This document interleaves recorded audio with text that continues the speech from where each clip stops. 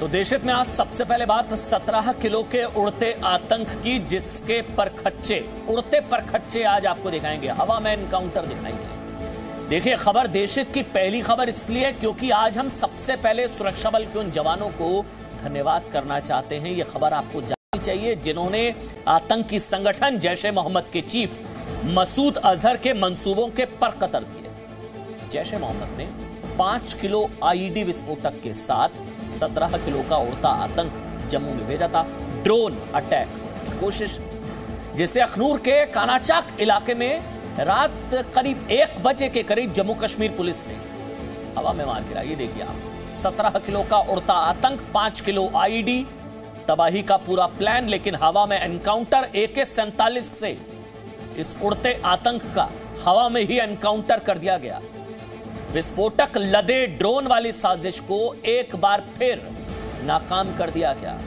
जैश ए मोहम्मद के जिस ड्रोन को मार गिराया गया, ये वही ड्रोन है इस वक्त आपकी टीवी स्क्रीन पर। इस ड्रोन में फ्लाइट कंट्रोलर भी लगा हुआ था। देखिए, इस ड्रोन का वजन 17 किलो, इसलिए हम कह रहे हैं 17 किलो का उड़ता आतंक, लेकिन नहीं, 5 किलो का आईडी भी था इसमें, आईडी कंटेनर।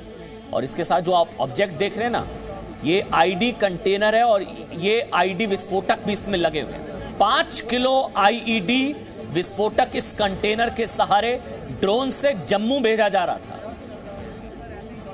पुलिस के मुताबिक जैश जम्मू में रह रहे अपने किसी आतंकवादी के पास विस्फोटक पहुंचाना चाहता था, जिससे भारत में एक बड़े आतंकी हमले को अंजाम दिया जा सके। सोचिए, अगर आतंकवादी अपनी साजिश में सफल हो जाते तो कितना बड़ा आतंकी हमला हो सकता था। लेकिन 17 किलो के उड़ते आतंक को हवा में ही मार गिराया भारतीय सुरक्षा बलों ने, हमारे जवानों ने। पुलिस के मुताबिक पाकिस्तान का ड्रोन है जो LOC पार से आया था। समझिएगा, ये ड्रोन मेड इन चाइना है, यानी चीन से में इसे बनाया गया। शुरुआती जांच में यह भी पुलिस को पता चला है कि इस ड्रोन में इस्तेमाल कई पार्ट्स चीन, हांगकांग और ताइवान में तैयार किए गए।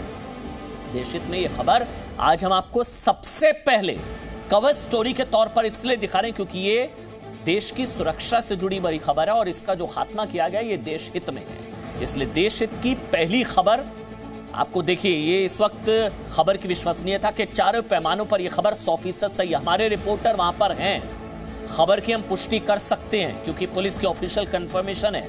तकनीकी विश्वसनीयता के पैमाने पर भी ये जो तस्वीरें हैं ये ऑथेंटिक तस्वीरें हैं, यानी कि खबर क्रेडिबिलिटी के तमाम पैमानों पर 100% सही है। तो एक तरफ जम्मू सुरक्षा बलों ने जम्मू में जैश के ड्रोन का एनकाउंटर किया, तो दूसरी ओर कश्मीर में सुरक्षा बलों ने लश्कर के 2 आतंकवादियों को जन्नू पहुंचा दिया। यानी कि एक तरफ मसूद अजहर के विस्फोटक ड्रोन को मार गिराया गया, तो दूसरी ओर हाफिज सईद के 2 आतंकवादी कश्मीर के सोपोर में एनकाउंटर में मारे गिराए गए। मारे गए आतंकवादियों में एक लश्कर का कमांडर भी था। आतंकी 2 साजिशें, दोनों नाकाम। देशहित में अब हम सवाल पूछना चाहते हैं कि सीमा पार से भारत के खिलाफ उड़ता आतंक आखिर कब तक चलेगा? क्या अब बालाकोट पार्ट 2 की बारी आ गई है क्या? ये सवाल इसलिए जरूरी है क्योंकि सीमा पार से घुसपैठ ही नहीं रुक रही है। अब तो ड्रोन वाली घुसपैठ भी शुरू हो चुकी है। 27 जून को याद करिए, जम्मू एयरफोर्स स्टेशन पर आतंकवादियों ने ड्रोन अटैक किया था। उसके बाद से जम्मू में लगातार सीमा पार से ड्रोन भेजे जा रहे हैं।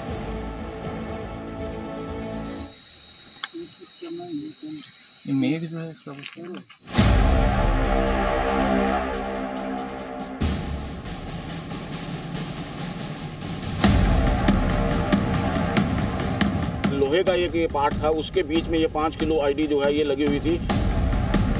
5 किलो आईडी विस्फोटक के साथ सीमा पार से उड़कर आया 17 किलो का आतंकी ड्रोन। जम्मू के जिस अखनूर सेक्टर में मार गिराया गया, उस जगह से पाकिस्तान का बालाकोट सिर्फ 224 किलोमीटर दूर है। बालाकोट मसूद अजहर के आतंकी संगठन जैश ए मोहम्मद का अहम ठिकाना है, जहां 2019 में भारत की सेना ने एयर स्ट्राइक की थी। एयर स्ट्राइक पुलवामा आतंकी हमले का बदला था। लेकिन सोचिए, अगर आज ड्रोन के साथ भेजे गए जैश के विस्फोटक आतंकी तक पहुंच जाते तो क्या होता? हालांकि जो अभी सूचनाएं मिली हैं जिसके पुलिस अधिकारियों का ये कहना है कि ये जो हेक्साकॉप्टर जो है, ये जो आईडी लेके आ रहा था, ये आईडी उसने जो है यहाँ पे ड्रॉप करनी थी, किसी रिसीवर को देनी थी। उस रिसीवर ने उसके बाद उस आईडी को किसी भीड़ भाड़ वाली जगह, जैसे पहले मिलिटेंट्स जो पकड़े गए हैं लश्कर के जम्मू में, उनका भी ये इरादा था कि उनको एक टास्क दिया गया था कि जम्मू के भीड़ भाड़ वाले इलाके, रेलवे स्टेशन, मंदिर या बस स्टैंड का इलाका, उसको जो टारगेट करना था। ये साजिश कितनी बड़ी थी और ड्रोन में मिले विस्फोटक किस हालात में थे, इसे जम्मू जोन के एडीजीपी मुकेश सिंह से समझिए। ड्रोन के साथ एक पेलोड था जिसका वजन तकरीबन 5 किलो था और जो बहुत अच्छे तरीके से पैक्ड था। उस पे एक आईडी थी जो तकरीबन तैयार हालात में थी, सिर्फ तार जोड़ के उसको प्लेस करने की ज़रूरत थी और वो आईडी में धमाका हो जाता। जाहिर है इस ड्रोन वाले विस्फोटक के जरिए बहुत बड़े आतंकी हमले की साजिश थी। अगर ये हमला होता, बहुत सारी जानें जाती। फिर देश पूछता कि आतंकी हमले का बदला कब लेंगे। लेकिन ये सवाल हम आतंकी हमला होने से पहले पूछ रहे हैं। क्या हम सीमा पार से आए ड्रोन को मार गिराकर शांत हो जाएं, या फिर जिसने ऐसी आतंकी साजिश की उसे उसके घर में घुसकर सबक सिखाएं? आखिर हमारे पास विकल्प क्या है? जम्मू एयरफोर्स स्टेशन से बॉर्डर बहुत नजदीक है। ये ड्रोन का जो रेंज होता है 20 किलोमीटर से ज्यादा नहीं हो सकता, इसलिए हमने भी उसको 8 किलोमीटर अंदर में मार गिरा है। जम्मू एयरफोर्स स्टेशन 17-18 किलोमीटर दूरी में है, जहां जो लाइन ऑफ एक्चुअल कंट्रोल से, इसलिए वहां बार बार हमको ड्रोन दिखने को मिलता है। और उसकी अटैक जम्मू एयरफोर्स स्टेशन का कोई ना कोई इंस्टॉलेशन है और वाइटल एरिया है, उसको अटैक करना है। ड्रोन आतंकवाद से निपटने के लिए देश के रक्षा विशेषज्ञ सरकार और भारत की सेना को क्या सलाह दे रहे हैं, ये भी सुनिए। पहले कन्वेंशन वार नहीं कर सकता था, इसलिए टेररिस्ट को हिंदुस्तान के ऊपर छोड़ा पाकिस्तान ने। ये भरोसेमंद राष्ट्र है ही नहीं है और कोई उसके ऊपर ट्रस्ट खरीद नहीं सकते। ये कोई भी हद तक गिर सकता है और कुछ ना कुछ हरकत करता रहता है जिससे हिंदुस्तान की नुकसान पहुंचाओ, इसलिए वो अभी ड्रोन को यहां गिरा रहे हैं। खुफिया एजेंसियों के मुताबिक पाकिस्तान की सेना और आईएसआई वहां मौजूद आतंकवादी संगठनों को ड्रोन मुहैया करा रही है, जिसका इस्तेमाल भारत के खिलाफ किया जा रहा है। पाकिस्तान की सरकार, सेना और आतंकवादी संगठनों को ये समझना चाहिए कि भारत चीन के बने ड्रोन खिलौने से नहीं खेलता। उसके पास ऐसे ऐसे ड्रोन हैं जिनकी मदद से पाकिस्तान के आतंक की जन्नत पल भर में जलकर राख बन सकती है। जम्मू से राजू केरनी के साथ ब्यूरो रिपोर्ट, जी मीडिया। वैसे आज का दिन आपको बता दें, सुरक्षा बलों के लिए आतंकवाद के खिलाफ दोहरी कामयाबी का दिन था। आतंक की दो साजिशें, दोनों नाकाम। जम्मू में जैश का ड्रोन मार गिराया हमने, तो कश्मीर के सोपोर में सुरक्षा बलों ने 2 आतंकवादियों को ढेर कर दिया। मारे गए आतंकवादी लश्कर तैयबा के थे। लश्कर तैयबा हाफिज सईद का आतंकवादी संगठन है। मारे गए आतंकवादियों में से एक का नाम फयाज अहमद है, जो लश्कर का कमांडर था। एनकाउंटर सोपोर के वारपोरा इलाके में हुआ। सुरक्षा बलों को आतंकवादियों के बारे में पहले से सूचना मिली थी, जिसके बाद जवान मौके पर पहुंचे। आतंकवादियों ने जवानों पर फायरिंग शुरू की। जवाबी कार्रवाई में फयाज अहमद और शाहीन मीर नाम के दोनों आतंकवादी ढेर कर दिए गए। ऑपरेशन के बारे में जानना चाहूँगा, जैसा कि हमें सुना है कि एक बड़ा कमांडर जो है मारा गया है। कल दोपहर में श्रीनगर पुलिस को एक तलब मिली थी कि स्टोपुर के वारपोरा एरिया में 2 टेररिस्ट एलिटिक छिपे हुए हैं। तो Sopore police, Srinagar police, army, CRPF मिलकर कॉर्डन डाला। कॉर्डन डालते ही फायरिंग शुरू हो गई। उसके बाद हम ऑपरेशन को हम लोग रोक दिए, सिविलियन को वेकेट किए। फिर देर रात में 2 बजे फिर से फायरिंग शुरू हो गया। रात में एक टेररिस्ट मारा गया, आज मॉर्निंग में दूसरा मारा गया। दोनों का आइडेंटिफिकेशन हो गया है। उसमें एक फयाज वार है जो कि 2008 में मिलिटेंसी ज्वाइन किया था, बीच में फिर से छोड़ दिया था, फिर से अक्टूबर 2000 में रिसाइकिल हो गया था। रिसाइकिल होने के बाद रिसेंट वायलेंस में बहुत उसका हाथ रहा है। बहुत सारे civilian killing, police killing, grenade attack में उसका हाथ रहा है। तो वे मुदस्सिर पंडित मरने जाने के बाद इसको डिस्ट्रिक्ट कमांडर बनाया गया था। तो ये इसका मारा जाना सिक्योरिटी फोर्स, पुलिस, आवाम के लिए बहुत अच्छी बात है। पाकिस्तानी प्रोपेगेंडा तो हमने आपको दिखाया, पाकिस्तान की साजिश, लेकिन इन दिनों आतंक का प्रोपेगेंडा कम नहीं और प्रोपेगेंडा से लड़ना भी आसान नहीं है। पेगासस प्रोपेगेंडा सबसे बड़ी फेक न्यूज पिछले 3-4 दिनों से आप सुन रहे होंगे। हालांकि ये हवाई मुद्दा है, लेकिन फिर भी लड़ाई जारी है। देश की संसद में उसी को लेकर कामकाज ही नहीं होने दिया जा रहा है। 4 दिन हो चुके हैं, लोकसभा में कोई काम नहीं हो पा रहा है, राज्यसभा में मंत्री पर हमला हो गया, टीएमसी के आरोपी सांसद को पूरे सत्र के लिए सस्पेंड कर दिया गया, और ये सब कुछ हो रहा है केवल प्रोपेगेंडा के नाम पर। और आज इस पेगासस प्रोपेगेंडा में एक नया चैप्टर जुड़ गया। वो नया चैप्टर ये है कि एक साथ पाकिस्तान और राहुल गांधी ने पेगासस को लेकर भारत सरकार पर सवाल उठाए, एक साथ। और ये संयोग हो सकता है, भाई हम तो संयोग ही मानेंगे। इत्तेफाक भी हो सकता है कि जब पाकिस्तान बोलता है तभी राहुल गांधी भी देश के गृह मंत्री से इस्तीफा मांगने लगते हैं, क्योंकि पेगासस का प्रोपेगेंडा तो 28 जुलाई से चल रहा है, लेकिन राहुल गांधी ने आज देश के प्रधानमंत्री की जांच की मांग की। तस्वीर आपके सामने, संयोग देखिए। आज ही पाकिस्तान ने भी कहा कि इस जासूसी अभियान की जांच यूनाइटेड नेशंस करे। विचारों में बहुत समानता और इत्तेफाक और संयोग, कुछ भी कहिए, एक ही दिन। पाकिस्तान की बात बाद में करेंगे, पहले आपको राहुल गांधी का वो बयान सुना देते हैं जो उन्होंने पेगासस प्रोपेगेंडा के शुरू होने के 5वें दिन दिया है। होम मिनिस्टर को इस्तीफा देना चाहिए और judicial inquiry, Supreme Court inquiry Narendra Modi पे होनी चाहिए, क्योंकि इस पेगासस का ऑथराइजेशन और कोई कर नहीं सकता है। इस पेगासस का ऑथराइजेशन प्रधानमंत्री और होम मिनिस्टर कर सकते हैं। राहुल गांधी ने भी कहा कि ये देशद्रोह का मामला है। मतलब सोचिए, वो मसला जो पेरिस के एक वेब पोर्टल से शुरू हुआ, वो दावा जिस पर खुलासा करने वाला एक क्लियर कुछ नहीं कह सकता है, वो खुलासा जिसका कोई तथ्यात्मक और दस्तावेजी सबूत है ही नहीं, बिना सर पैर हवाई मुद्दा, वो गंभीर, मतलब खुद गंभीर संदेह से भरा हुआ है, उस पर राहुल गांधी देश के गृह मंत्री से इस्तीफा मांग रहे हैं। उनकी राजनीति, आप सोचिए कि जिस देश में विपक्ष के नेता को मुद्दा उठाने के लिए पाकिस्तान के क्यों का इंतजार करना पड़े। हालांकि इत्तेफाक हो सकता है, ये संयोग हो सकता है, मतलब सवाल तो उठ रहे हैं, लेकिन हम पाकिस्तान की बात इसलिए कर रहे हैं क्योंकि कांग्रेस पार्टी के निराधार आरोपों को समर्थन की जरूरत महसूस हुई, तो वो समर्थन सीमा पार से मिलता हुआ नजर आ रहा है। पाकिस्तान ने भी पेगासस जासूसी कांड को लेकर भारत पर सवाल खड़े कर दिए, और तो और यूएन तक से जांच की मांग करने लगा है पाकिस्तान।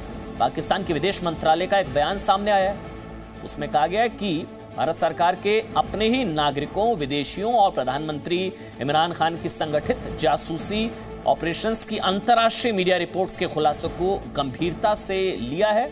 रिपोर्ट्स की गंभीरता को देखते हुए हम इस मसले की संयुक्त राष्ट्र संघ से विस्तृत जांच की मांग और गुनहगारों को सजा दिलाने की मांग करते हैं। पाकिस्तान के विदेश मंत्रालय का यह बयान।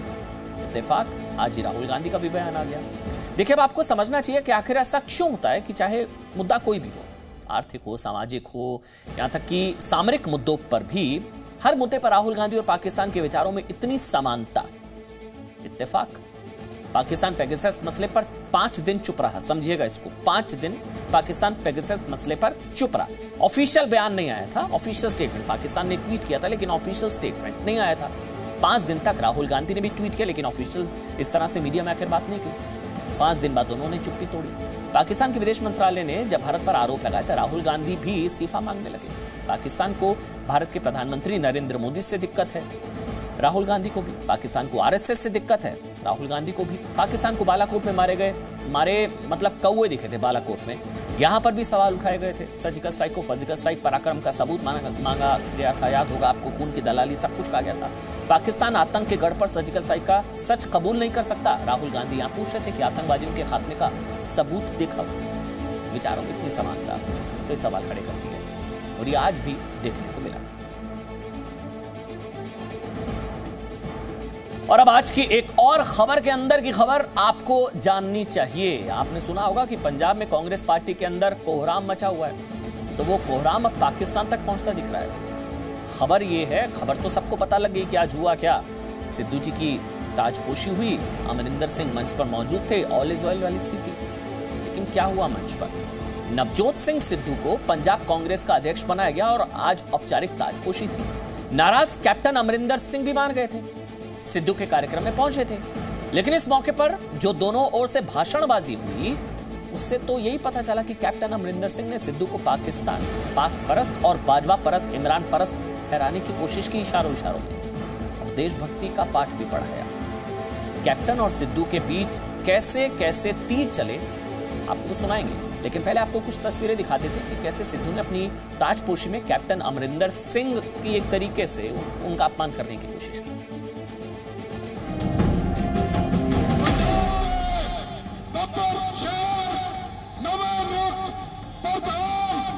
सिद्धू को प्रदेश अध्यक्ष पद पर नवाजे जाने का मंच सजा है। सभी नेता बैठे हैं, सिद्धू और कैप्टन आसपास ही हैं। तभी माला पहनाने की औपचारिकता शुरू होती है। सिद्धू सबसे आगे खड़े होते हैं, माला के अंदर आ जाते हैं। कुछ पलों बाद सिद्धू सुनील जाखड़ को भी माला के अंदर समेट लेते हैं। सिद्धू कैप्टन की ओर पीठ फेरे खड़े रहते हैं। थोड़ी देर में हरीश रावत को बुलाया जाता है, लेकिन सिद्धू कभी भी कैप्टन के साथ खड़े नहीं दिखे। अब दूसरी तस्वीर देखिए, सिद्धू और अमरिंदर मंच पर एक साथ बैठे हैं। इसमें भी सिद्धू और अमरिंदर एक दूसरे की ओर देखने से बच रहे हैं। ऐसा लग रहा है जैसे दोनों को जबरदस्ती बिठा दिया गया है। करीब 1-1.5 घंटे में सिद्धू कैप्टन में बातचीत नहीं दिखी।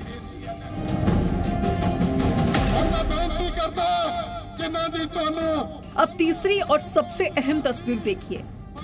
जैसे ही सिद्धू का नाम भाषण देने के लिए पुकारा गया, सिद्धू अपनी जगह से उठे और माइक की ओर बढ़े।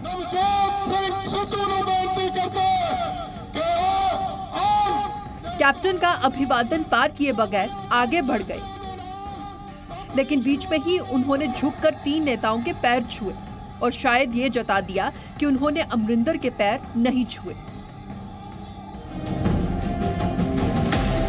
सीएम अमरिंदर सिंह मंच पर बोल रहे थे, सिद्धू को ही संबोधित कर रहे थे और सिद्धू दूसरी तरफ मुंह करके बातें किए जा रहे थे। कैप्टन ने मंच से ही कह दिया कि नवजोत सुनो, तुम ही से कह रहा हूँ। कदम इन्हां चकना पो, मेरी गल सुनो नवजोत, तुसीं उधर गल्लां कर रहे हो, थोनू ये लड़ाई लेनी पड़ेगी, लोगों को जोड़ना पड़ू। वैसे कैप्टन अमरिंदर सिंह के भाषण के बाद जब सिद्धू के बोलने की बारी आई तो सिद्धू अपना नाम पुकारे जाने से पहले ही हाथ मसलते दिखे। फिर उठे, सिक्सर ड्राइव का पोज दिया और भाषण देने आगे बढ़ गए। ब्यूरो रिपोर्ट, जी मीडिया। तो सिद्धू और कैप्टन अमरिंदर के बीच की तनातनी की तस्वीरें आपने देखी। आपको कैप्टन और सिद्धू के बीच जो बिना नाम लिए वार पलटवार हुए वो तो आप देखेंगे। दिलचस्प भी है, सिद्धू ने अपने भाषण में कैसे कैसे इतिहास भेदी बाण चलाए हैं, सुनने चाहिए आपको। आपाने पंजाब दा बेहतरी सोचनी है, सिर्फ पंजाब ही नहीं, मैं एक गल तुहानू दसा, पंजाब ही नहीं, साडी जिम्मेवारी साडे देश वाल भी है। साडा 600 किलोमीटर बॉर्डर पठानकोट तो लैके फाजिलका तक पाकिस्तान दे नाल है। डेली उन्हां दे उत्थे हथियार पहुंच रहे ने, एमिनेशन पहुंच रहे हैं, RDX पहुंच रही है, ग्रेनेड पहुंच रहे ने। किस वास्ते पहुंच रहे ने? फिर दंगा फसाद इत्थे करना चाहते हैं। और ये पाकिस्तानी और चीनी हुण इकट्ठे हो गए और हुण तीजा इन्हां नूं साथी मिल गया जिहड़ा अमरीका छड्ड के अफगानिस्तान चले गया। उन्होंने तालिबान ने आके भी कश्मीर के बॉर्डर पर बहना और साडे पंजाब के बॉर्डर पर बहना। आगे बढ़ते हैं। आज की एक और बड़ी खबर। आज से बीएसपी ने उत्तर प्रदेश के ब्राह्मणों का मन और मत जीतने की कोशिश शुरू कर दी है। मन और मत। उत्तर प्रदेश में मायावती की सोशल इंजीनियरिंग का प्रयोग इस बार अयोध्या रामनगरी से शुरू हुआ है। ब्राह्मणों के दिल में चुनावी जगह बनाने के लिए बीएसपी ने ब्राह्मण सम्मेलन की शुरुआत की। हालांकि सम्मेलन का नाम आखिरी क्षण में बदलकर प्रबुद्ध वर्ग गोष्ठी कर दिया गया। ब्राह्मण सम्मेलन से प्रबुद्ध वर्ग गोष्ठी, लेकिन बीएसपी की यह गोष्ठी पूरी तरह से उत्तर प्रदेश के ब्राह्मणों के लिए है और इस सम्मेलन को सफल बनाने की जिम्मेदारी मायावती ने सतीश चंद्र मिश्र को दी, अपने भरोसेमंद। बीएसपी के ब्राह्मण सम्मेलन के दौरान जी मीडिया संवाददाता विशाल पांडे भी अयोध्या में ही मौजूद थे। उन्होंने सतीश चंद्र मिश्र से भी बात की। उन्होंने दावा किया कि उत्तर प्रदेश में 23% दलित हैं, 13% ब्राह्मण हैं और अगर दलित और ब्राह्मण एकजुट होकर बहुजन समाज पार्टी बीएसपी के पक्ष में वोट देते हैं तो फिर बीएसपी की सरकार बन सकती है। अयोध्या में हनुमानगढ़ी और रामलला के दर्शन करने के बाद सतीश चंद्र मिश्र जब बीएसपी के ब्राह्मण सम्मेलन में पहुंचे तो वहां परिवारवाद की एक मिसाल भी देखने को मिली, एक झलक दिखी। बीएसपी के मंच पर सतीश चंद्र मिश्र के साथ उनके बेटे और उनके दामाद दोनों मौजूद थे।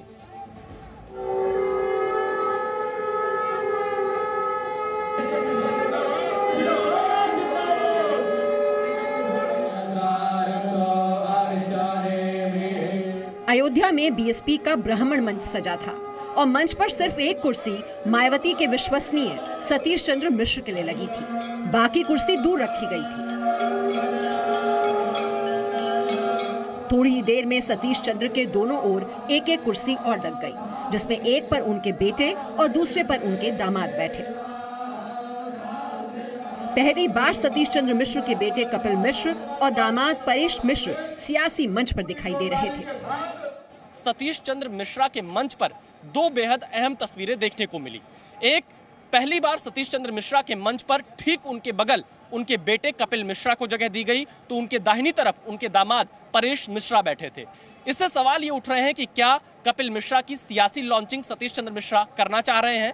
मेरे इस सवाल के जवाब में सतीश चंद्र मिश्रा ने मना किया, लेकिन सियासत में ऐसी तस्वीरें कहीं ना कहीं बड़े संकेत जरूर देती हैं।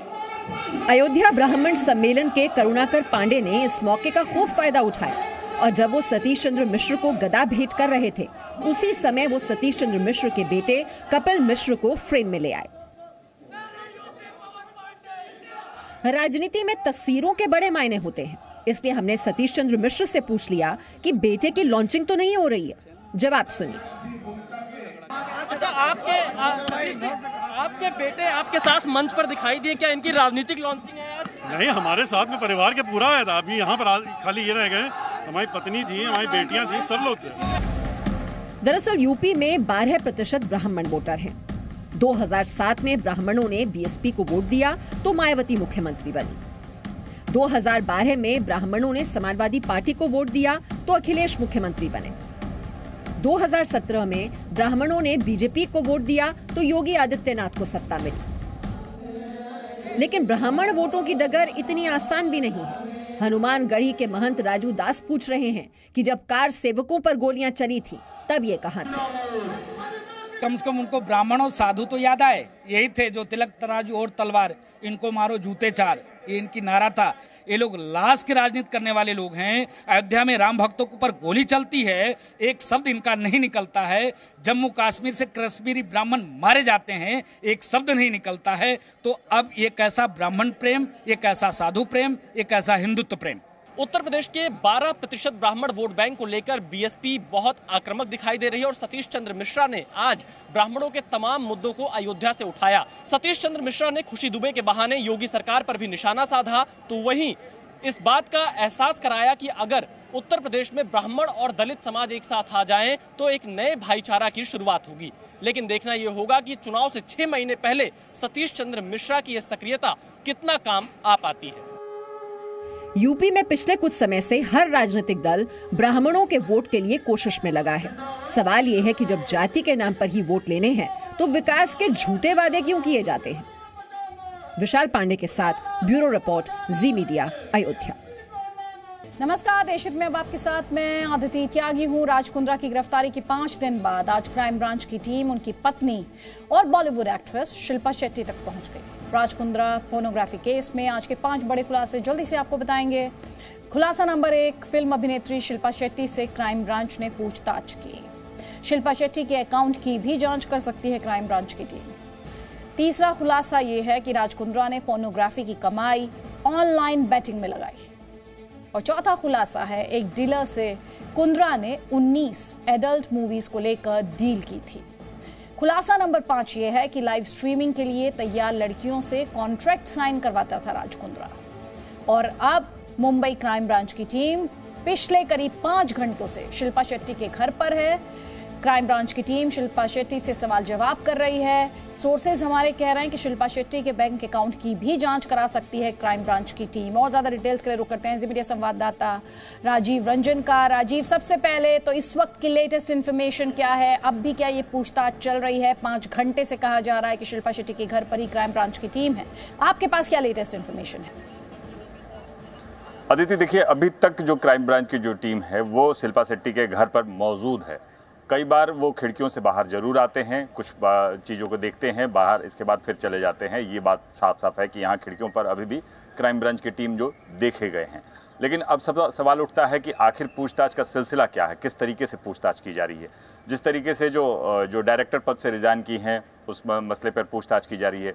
जो उनके जरिए यहाँ की जो आईपी एड्रेस है उस आईपी एड्रेस की भी जांच की जा रही है। इस आईपी एड्रेस से कहाँ कहाँ मेल गए थे, किसके तरीके से क्या क्या जो चैट हुआ था उस बात की भी जांच की जा रही है। इसके अलावा जो वियान के जो 13 अकाउंट अलग अलग थे, जो वियान इंडस्ट्रीज़ के जो 13 अलग अलग अकाउंटों में हॉट हिट के जो पैसे आए थे उस पैसे को कहाँ कहाँ डाइवर्ट किया गया, क्योंकि जिस तरीके से जो अकाउंट्स देखे गए हैं, जो अकाउंट का सिलसिलेवार तरीके से देखा गया है कि महीने की यानी 3 तारीख को पैसे आते हैं और वही 5 तारीख को कहीं दूसरी जगह भेजे जाते हैं, यानी उस अकाउंट में फिर बैलेंस कम दिखता है। आखिर उससे पेमेंट अगर हुए हैं तो कहाँ कहाँ किन वेंडरों को पेमेंट किया गया है, इस बात की भी जांच की जा रही है। इसके अलावा जो भी इस मामले से जुड़े हुए जो दस्तावेज हैं, खास करके जो एग्रीमेंट्स हैं, उस एग्रीमेंट की भी जांच की जा रही है। जो एप्लीकेशन था, एप्लीकेशन की जो सर्वर था, उस सर्वर से यानी जो एप्लीकेशन से जो चीजें जो डिलीट की गई हैं, उस डिलीट किए जाने का मकसद क्या था, उस बात की जांच की जा रही है। ये भी चाहेंगे हमारे दर्शकों की सहूलियत के लिए और उन्हें ये खबर ज्यादा बेहतर समझ आए, कानूनी तौर पर शिल्पा शेट्टी पर किस तरह का ये जो पूरी जांच चल रही है, ये किस लिहाज से है? देखिए, जो जांच चल रहा है, आखिर अगर एक कंपनी है, उस कंपनी के 10 डायरेक्टर हैं, तो 10 डायरेक्टर्स भी उस कंपनी में जो भी चीज़ें हो रही हैं उसके जिम्मेदार वो होते हैं, उससे बातचीत की जाती है। यानी डायरेक्टर पद पे होने के चलते आपको इस बात की जरूर भान होगा कि कंपनी आखिर आगे कहाँ कर रही है, किसके साथ टाई अप कर रही है, किसके साथ उसके लिंक हो रहे हैं, कहाँ से पैसे आ रहे हैं। ये डायरेक्टर का कर्तव्य होता है जानने के लिए, और डायरेक्टर ही बता पाएंगे, डायरेक्टर भी बता पाएंगे, क्योंकि उन चीज़ों में हर जब बोर्ड मीटिंग होती है, जो एजीएम होता है, उसमें सभी डायरेक्टर होते हैं। अब शिल्पा शेट्टी अगर वियान के जो डायरेक्टर पद से रिजाइन की है, उससे पहले क्या क्या चीजें था, इस बात की जानकारी की जा रही है। क्योंकि हॉटशॉट जो अकाउंट बना था, हॉटशॉट जो एप्लीकेशन बना था, इनके डायरेक्टर पद रहते हुए ही बना था, उनके छोड़ने के बाद ये नहीं बना था। उससे पहले जो केंद्रीय से जो इनके टाई अप थे, उससे पहले से टाई अप थे। तो ये बात जरूर की जा रही है। जो दूसरी जो एक जेल स्ट्रीम के जो ये प्रोमोटर थे, यानी ब्रांड एम्बेसडर थे, उसके बारे में भी जानकारी जरूर ली जाएगी, क्योंकि यही वो कंपनी था जो लाइव स्ट्रीमिंग करता था। तो उसके बारे में भी जानकारी ली जाएगी कि बीइंग अ प्रमोटर, राजीव आप रहिए हमारे साथ, क्योंकि अभी बहुत से ऐसे सवाल हैं जिनके जवाब हम चाहेंगे इस इन्वेस्टिगेशन से जुड़े हुए, इस पूछताछ से जुड़े हुए, आप हमारे दर्शकों तक पहुंचाएं। तो पोर्नोग्राफी केस में आज क्राइम ब्रांच ने राज कुंद्रा और शिल्पा शेट्टी के घर पर छापा मारा। जांच पड़ताल करने के बाद क्राइम ब्रांच की टीम ने शिल्पा शेट्टी से पूछताछ की है, जैसा कि डिटेल्स मेरे सहयोगी अभी राजीव आप तक पहुंचा रहे थे। अब शिल्पा शेट्टी के खातों की जांच भी हो सकती है। पूछताछ किस वजह से की गई है, ये समझना आपके लिए जरूरी है। तो राज कुंद्रा की कंपनी है वियान इंडस्ट्रीज लिमिटेड। इस कंपनी में शिल्पा शेट्टी भी डायरेक्टर थी। दिसंबर 2020 में शिल्पा शेट्टी इस कंपनी से बाहर हो गई थी। आरोपी उमेश कामत भी वियान इंडस्ट्रीज में डायरेक्टर था, जो वियान का दफ्तर वहीं कुंद्रा की दूसरी company JL stream India private limited का भी दफ्तर है। जी, ये इंपॉर्टेंट पॉइंट है कि वियान का जो दफ्तर है वहीं कुंद्रा की दूसरी company JL stream India private limited का भी दफ्तर। राज कुंद्रा और उनकी कंपनी वियान लिमिटेड से जुड़े सभी बैंक अकाउंट में पैसों का लेन देन बहुत ज्यादा हुआ था। तो राज कुंद्रा की गिरफ्तारी के 5 दिन बाद शिल्पा शेट्टी ने आज एक इंस्टाग्राम पर पोस्ट लिखा। शिल्पा शेट्टी ने पोस्ट में एक किताब का जिक्र करते हुए कई लाइनें लिखी, लेकिन कहीं भी राज कुंद्रा या उनकी गिरफ्तारी का जिक्र इस पोस्ट में उन्होंने नहीं किया। उन्होंने क्या लिखा, ये आपको हम बता देते हैं। अब आप अपनी स्क्रीन पर देख सकते हैं। मैं एक गहरी सांस लेती हूँ, ये जानते हुए कि मैं जिंदा हूँ और भाग्यशाली हूँ। मैं पहले भी चुनौतियों का सामना कर चुकी हूँ और मैं भविष्य में भी चुनौतियों का सामना करके बचूंगी। आज मुझे जिंदगी जीने के लिए कोई भी भटका नहीं सकता। गुस्से में पीछे मुड़कर ना देखें या डर के आगे ना देखें, बल्कि जागरूकता में चारों ओर देखें। ये शिल्पा शेट्टी द्वारा अपने पोस्ट में लिखा गया। अब आगे बढ़ेंगे और बात करेंगे पानी के प्रहार की।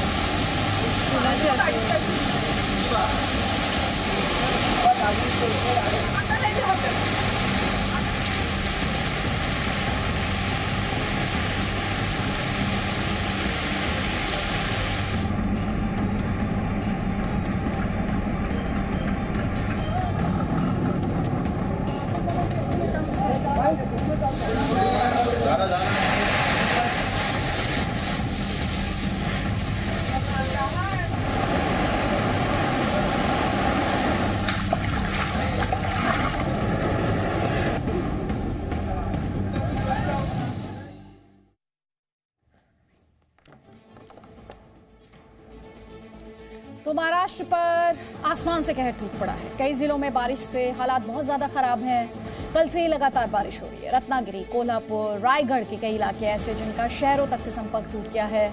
रत्नागिरी इलाके में तो हालात ऐसे हो गए कि सेना को रेस्क्यू ऑपरेशन के लिए उतारना पड़ा। राज्य में 2 दिनों की बारिश ने अलग अलग घटनाओं में 129 लोगों की जान जा चुकी है। आप देखिए कैसे महाराष्ट्र में महाबाढ़ से त्राहिमाम।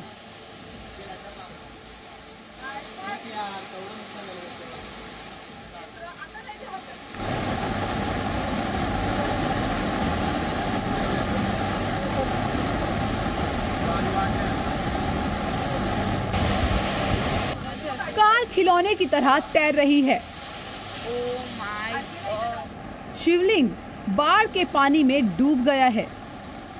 रस्सी के जरिए सड़क पार करने की कोशिश हो रही है। इन तस्वीरों को देखकर आपको महाराष्ट्र में बारिश की विनाश लीला का अंदाजा हो गया होगा। महाराष्ट्र के कोंकण इलाके में आसमान से ऐसी आफत बरसी है कि हर कोई त्राहिमाम कर रहा है। महाराष्ट्र के रत्नागिरी में भारी बारिश से बाढ़ आ गई। बाढ़ भी मामूली वाली नहीं बल्कि हाहाकार मचाने वाली है।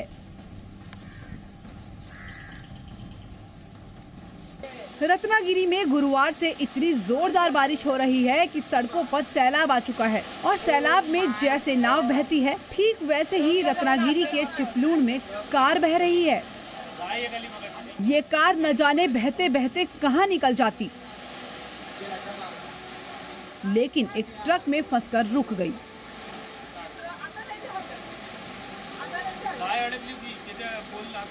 चिपलून की इस सड़क पर 6 फीट के करीब पानी भर गया। चिपलून की ड्रोन से ली गई तस्वीरों को देखकर आपको बाढ़ का सही अंदाजा हो जाएगा। बस स्टॉप पर खड़ी इस बस को तो देखिए, सिर्फ बस की छत ही नजर आ रही है, बाकी कुछ भी नहीं दिख रहा। रत्नागिरी के पास कोल्हापुर में भी बारिश ने कहर मचाया है। रस्सी के सहारे एक के पीछे एक ये लोग नदी को पार करने की कोशिश नहीं कर रहे बल्कि एक सड़क को पार करने की कोशिश कर रहे हैं। कोल्हापुर में भारी बारिश के कारण ये सड़क किसी तेज रफ्तार नदी में तब्दील हो गई। हालात ये हो गए कि अचानक आई बाढ़ में कुछ लोग फंस गए और उन्हें बचाने के लिए एनडीआरएफ को रेस्क्यू ऑपरेशन चलाना पड़ा। कोल्हापुर शहर का हाल देखिए, आपकी नजर जहां तक जाएगी सिर्फ और सिर्फ पानी नजर आएगा। कोल्हापुर की पंचगंगा नदी में बाढ़ से शहर में सैलाब आ गया। घर के किनारे खड़ी गाड़ियों ने जल समाधि ले ली। पानी का जो स्तर है वो बढ़ता ही जा रहा है। ये जो हम जहाँ पर खड़े हैं ये कागल मुरुगुड़ स्टेट हाईवे है और इसी स्टेट हाईवे से आगे वाले जो 25-30 गांव है उनका संपर्क टूट गया है। सारा मंदिर जो है नदी से सटा वो भी यहाँ पानी में गया है। यहाँ के जो घर यहाँ पर है, कुछ शॉप्स है यहाँ पर, उनका सब सामान जो है वहाँ पर आप दिखाई देगी कि वो भी पानी में गया है। हमारे साथ यहाँ के सरपंच दत्ता पाटिल है, क्या कहेंगे आप इसके बारे में? 24 घंटे में इतना बड़ा फ्लड आया है। अभी ऐसा ही थोड़े घंटे चल रहा तो वो इधर भीषण परिस्थिति यहाँ टेकनी निर्माण हो जाएगी। वो बाढ़ बहुत ही दिक्कत कर रही है, आम आदमी को मुश्किल में जीना पड़ रहा है। इस तस्वीर को देखकर आपको लग रहा होगा कि नदी के बीच कोई मंदिर है, लेकिन ऐसा नहीं है। दरअसल मंदिर के चारों तरफ बाढ़ का पानी आ गया है। ये मंदिर पुणे का भीमाशंकर मंदिर है, भगवान भोलेनाथ के 12 ज्योतिर्लिंगों में से एक। मंदिर के किनारे से तेज रफ्तार से बारिश का पानी बह रहा है। ऐसा लग रहा है मानो मंदिर के बगल से नदी बह रही हो।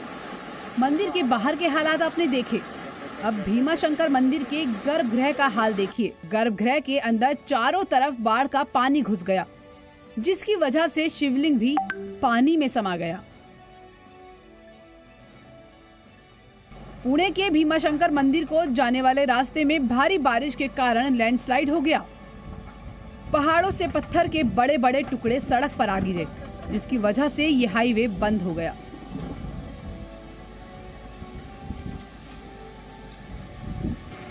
पुणे के खड़गवासला डैम में पानी ओवरफ्लो होकर बह रहा है। भारी बारिश के कारण इस डैम के कई गेट खोलने पड़े। महाराष्ट्र के नागपुर में भी एक शख्स बाढ़ आने पर एक मंदिर में फंस गया। उसे बचाने के लिए एसडीआरएफ की टीम को बुलाना पड़ा। महाराष्ट्र में बारिश और बाढ़ सिर्फ तबाही ही नहीं लाई है, बल्कि कई घरों के लिए मातम भी लेकर आई है। राज्य में बारिश से जुड़े अलग अलग हादसों में 45 से 50 लोगों की मौत हो गई है। महाराष्ट्र के सतारा के पाटण तालुका में अब ये मलबा ही बचा है। भारी बारिश के बाद लैंडस्लाइड की वजह से कई मकान जमींदोज हो गए। इन्हीं मलबों में दबकर 12 लोगों की मौत हो गई। महाराष्ट्र के रायगढ़ के महाड़ में भी बारिश के बाद लैंडस्लाइड की घटना हुई। इस मलबे के नीचे कई लोगों के शव पड़े हैं। महाड़ में लैंडस्लाइड के कारण 35 लोगों की जान चली गई है। महाराष्ट्र के अलग अलग जिलों में भारी बारिश की आपदा से निपटने के लिए एसडीआरएफ और एनडीआरएफ के साथ साथ नेवी की रेस्क्यू टीम भी लगाई गई है। महाराष्ट्र में भारी बारिश और बाढ़ के बीच प्रधानमंत्री नरेंद्र मोदी ने भी राज्य के मुख्यमंत्री उद्धव ठाकरे से बात की और उन्हें हर संभव मदद देने का भरोसा दिया। यानी आने वाले 1-2 दिन महाराष्ट्र पर भारी रहने वाले हैं। ब्यूरो रिपोर्ट, जी मीडिया। तो आपने हमारी रिपोर्ट में सुना कि किस तरह से महाराष्ट्र पर अगले 2 दिन भारी हो सकते हैं। अब आपको ये बता देते हैं कि महाराष्ट्र में कल किन किन इलाकों में जोरदार बारिश होने की संभावना है। तो रत्नागिरी और सतारा जिले कल तेज बारिश की आशंका है। इसके अलावा रायगढ़, कोल्हापुर, पुणे, सिंधुदुर्ग और ठाणे में भी भारी बारिश की आशंका है। मुंबई, अमरावती और अकोला में भी भारी बारिश हो सकती है। और महाराष्ट्र के अलावा मध्य प्रदेश की बात करें तो जबरदस्त बारिश वहां भी हुई है। मध्य प्रदेश के छतरपुर, आगरमालवा और बैतूल जिलों से रेस्क्यू ऑपरेशन की तस्वीरें आई हैं। तेलंगाना और कर्नाटक में भी आसमान से ऐसी आफत बरसी है कि लोगों की जान पर बनाई है। चलिए आप कुछ तस्वीरें और पूरे डिटेल्स इस रिपोर्ट के माध्यम से देते हैं।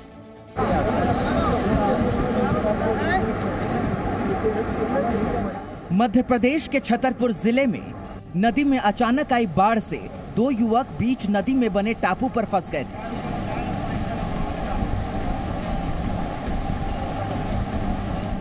नदी के बीचों बीच फंसे युवकों को बचाने के लिए 2 पुलिस वालों ने अपनी जान जोखिम में डाली और बड़ी मुश्किलों के बाद फंसे हुए युवकों को बचा लिया गया। आराम से। अच्छा तुम यहाँ से होके निकले फिर टापू आ गया। रेस्क्यू ऑपरेशन की ऐसी ही तस्वीर सामने आई एमपी के बैतूल जिले से। कुछ ग्रामीण खेत में काम करने के लिए गए थे। भारी बारिश के बाद अचानक आई बाढ़ से खेत नदी में तब्दील हो गई और 3 लोग बाढ़ के पानी में घिर गए। पुलिस के जवानों और स्थानीय लोगों की मदद से रस्सी के सहारे बाढ़ में फंसे गांव वालों को बचाया गया।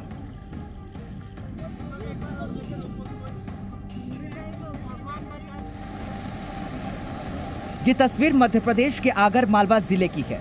भारी बारिश के बाद नदी समंदर बन गई है। शहर के निचले इलाकों में पानी भरने से लोगों को मुसीबत का सामना करना पड़ा। आगर मालवा की एक और तस्वीर देखिए। ऐसा लग रहा है जैसे सड़क पर झरना बह निकला हो। हेल्प करो भैया।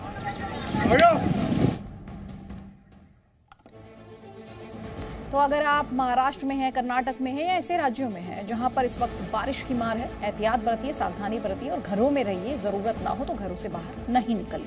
अब हम आपको इंपॉर्टेंट खबर, अहम खबर देने वाले हैं नोएडा से। अगर आप नोएडा के रहने वाले हैं तो अच्छी खबर है आपके लिए, क्योंकि नोएडा के लोग भी अब दूसरे शहरों की तरह घर बैठे ही चालान भर पाएंगे। आज गौतम बुद्ध नगर में वर्चुअल कोर्ट का उद्घाटन किया गया, जिसके बाद अब नोएडा वासी घर बैठे ऑनलाइन ट्रैफिक चालान भर सकते हैं। इसके लिए vcourts.gov.in पर लॉगिन कर जुर्माना भरा जा सकेगा। इलाहाबाद हाईकोर्ट के एक्टिंग चीफ जस्टिस मुनीश्वर नाथ ने वर्चुअल कोर्ट का उद्घाटन किया। इस मौके पर इलाहाबाद हाईकोर्ट के जस्टिस उमेश कुमार, ई कमेटी के चेयरमैन जस्टिस SP केसवानी, प्रशासनिक न्यायमूर्ति मनीष माथुर के अलावा गौतम बुद्ध नगर के जिला जज अशोक कुमार और गौतम बुद्ध नगर के अपर मुख्य न्यायिक मजिस्ट्रेट डॉक्टर सुरेश कुमार मौजूद रहे। इस मौके पर जस्टिस मुनीश्वर नाथ ने कहा कि वर्चुअल कोर्ट शुरू होने से लोगों को कम परेशानी होगी, साथ ही वकीलों को भी काफी सहूलियत होगी। Presenting B News app, available on Google Play and App Store. Download it now.